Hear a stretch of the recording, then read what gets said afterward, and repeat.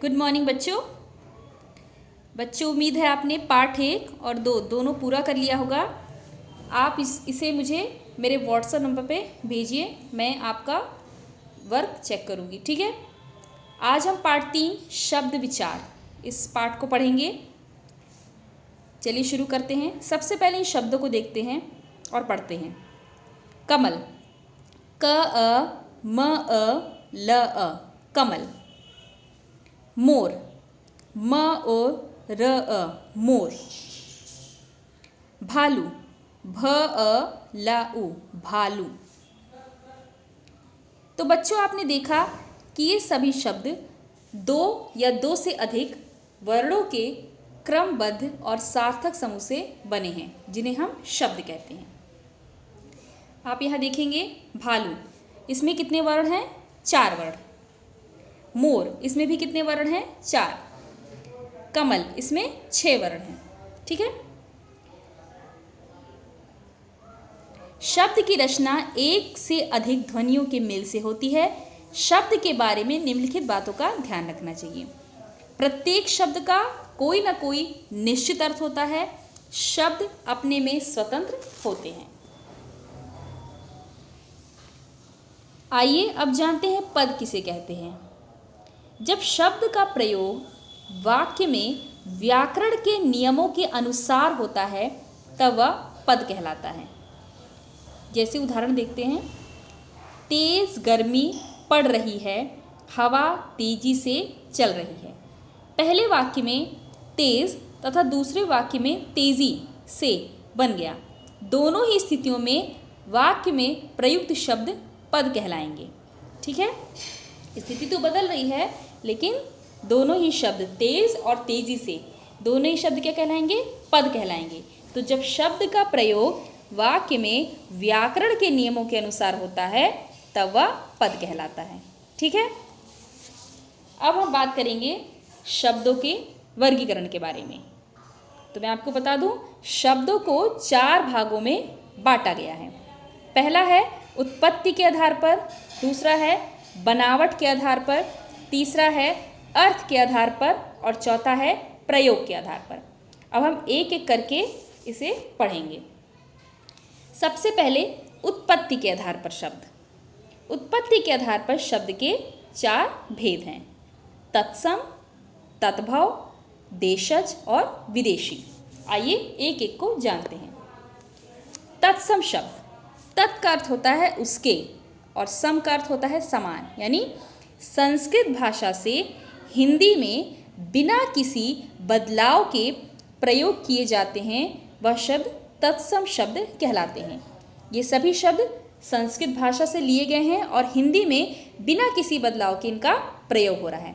जैसे जिह्वा, क्षेत्र, कार्य, मृत्यु आदि।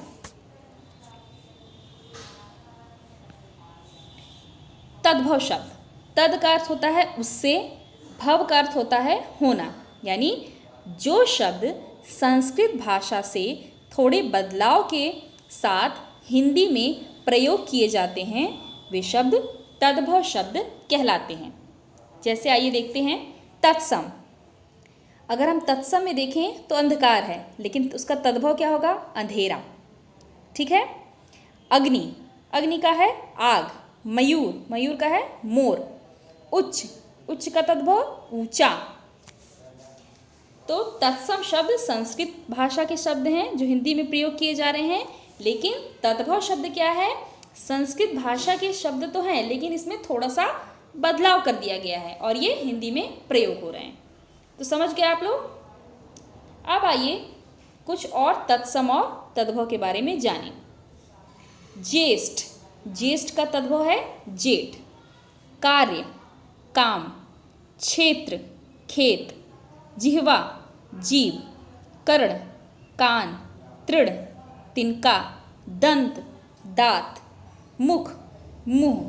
दुग्ध, दूध। नव, नया। अब बात करते हैं देशज शब्द के बारे में। देशज अर्थात देश में जन्मा।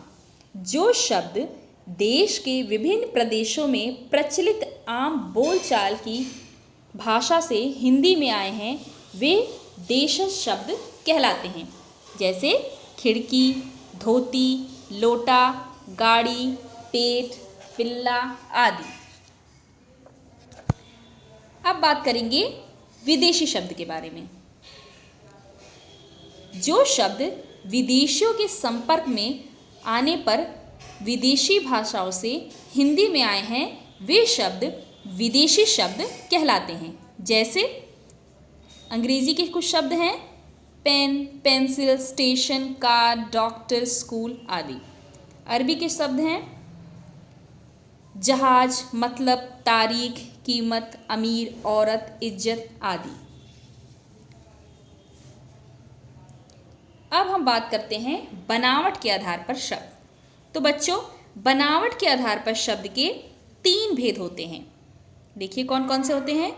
रूढ़ शब्द या इसे मूल शब्द भी कहते हैं, यौगिक शब्द और है तीसरा योग रूढ़ शब्द। सबसे पहले बात करेंगे रूढ़ या मूल शब्द के बारे में।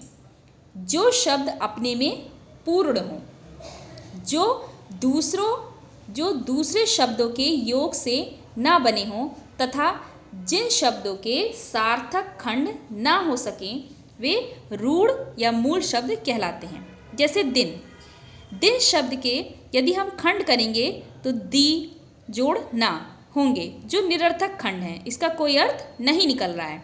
तो ऐसे शब्द जो अपने आप में पूर्ण हों, जिसके खंड ना हो सकें, वे शब्द रूढ़ या मूल शब्द कहलाते हैं। जैसे घर, बल, छोटा, घोड़ा, सेना।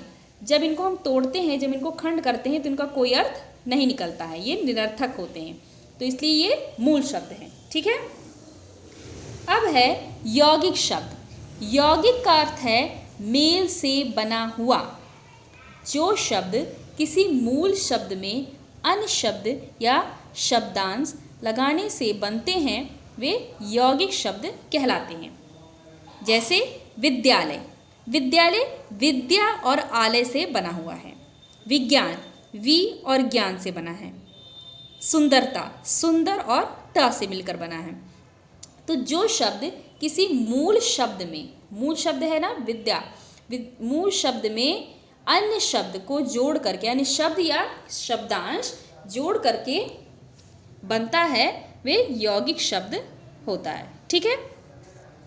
अब है योग रूढ़ शब्द। जो शब्द यौगिक होते हुए भी किसी एक ही अर्थ में रूढ़ अर्थात विशेष अर्थ देते हैं, उन्हें योग रूढ़ शब्द कहते हैं। जैसे लंबोदर, पीताम्बर, दशानन, नीलकंठ इत्यादि। यहाँ पर लंबोदर शब्द का अर्थ है लंबे पेट वाला, किंतु यह गणेश के ही अर्थ में रूढ़ हो गया है। अन्य लंबे पेट वालों को लंबोदर नहीं कहा जाता।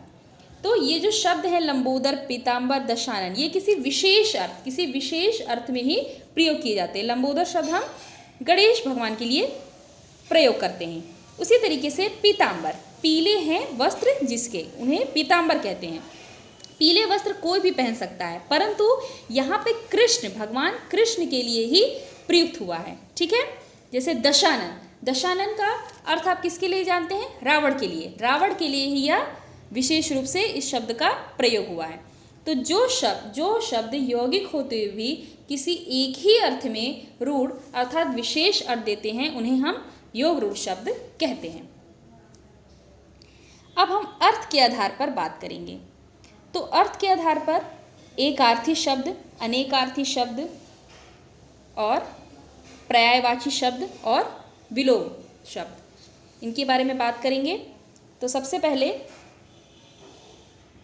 एकार्थी शब्द। जिन शब्दों का केवल एक ही अर्थ होता है उन्हें हम कहते हैं एकार्थी शब्द। जैसे लंदन, पेरिस, नरेंद्र मोदी, इंदिरा गांधी, कपिल देव आदि। जिन शब्दों का एक से अधिक अर्थ होता है उन्हें हम अनेकार्थी शब्द कहते हैं। जैसे अर्थ, अर्थ का अर्थ होता है धन भी और प्रयोजन भी।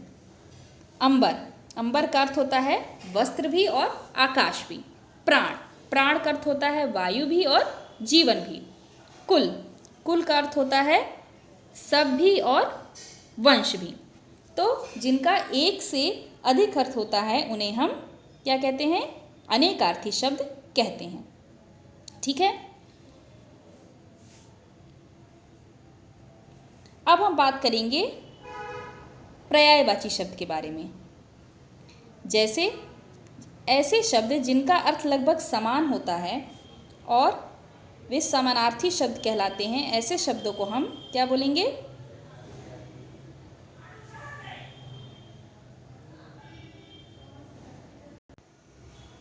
ऐसे शब्दों को हम बोलेंगे पर्यायवाची शब्द। जैसे अग्नि, आग, अनल, पावक, अंधकार, तिमिर, अंधेरा, तम।